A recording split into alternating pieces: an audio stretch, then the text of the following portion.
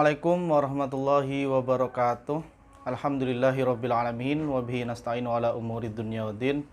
Wassalatu wassalamu ala asrofil anbiya'i wal mursalin Sayyidina Muhammad wa ala alihi wa sahbihi ajma'in, amma ba'd.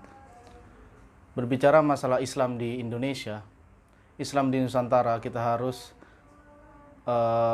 berkaca pada pandangan para tokoh-tokoh Islam di Indonesia.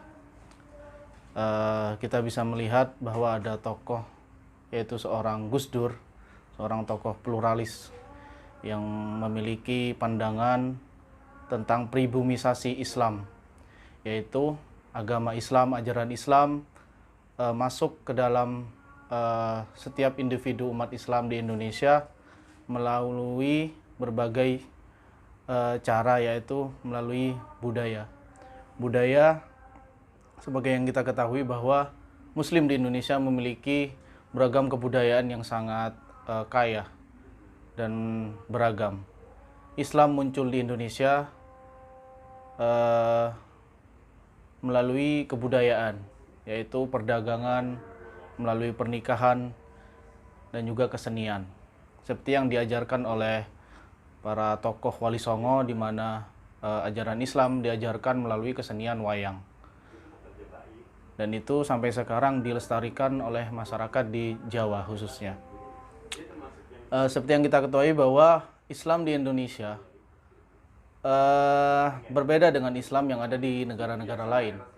Karena madhab-madhab yang berkembang di negara lain cukup beragam. Dan khusus di Indonesia yang merupakan Muslim Sunni memiliki madhab, yaitu 4 yang paling dominan, yaitu adalah madhab Syafi'i, Hambali, Hanifi, dan Maliki. Dan yang terbanyak adalah madhab Syafi'i. Pelopor pergerakan Islam di Indonesia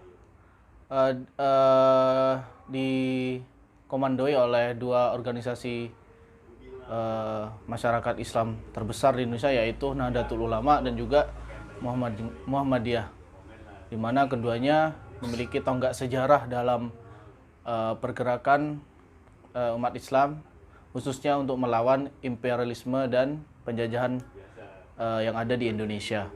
Sebagaimana kita ketahui bahwa pada peristiwa 10 November ada sebuah resolusi jihad yang disampaikan oleh pendiri Nahdlatul Ulama, yaitu Kiai Haji Hasyim Asy'ari, yang memberikan maklumat bahwa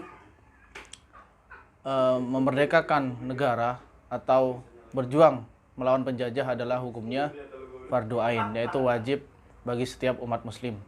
Sehingga terpecahlah perang yang terjadi di Surabaya, kota Surabaya pada tanggal 10 November 1945.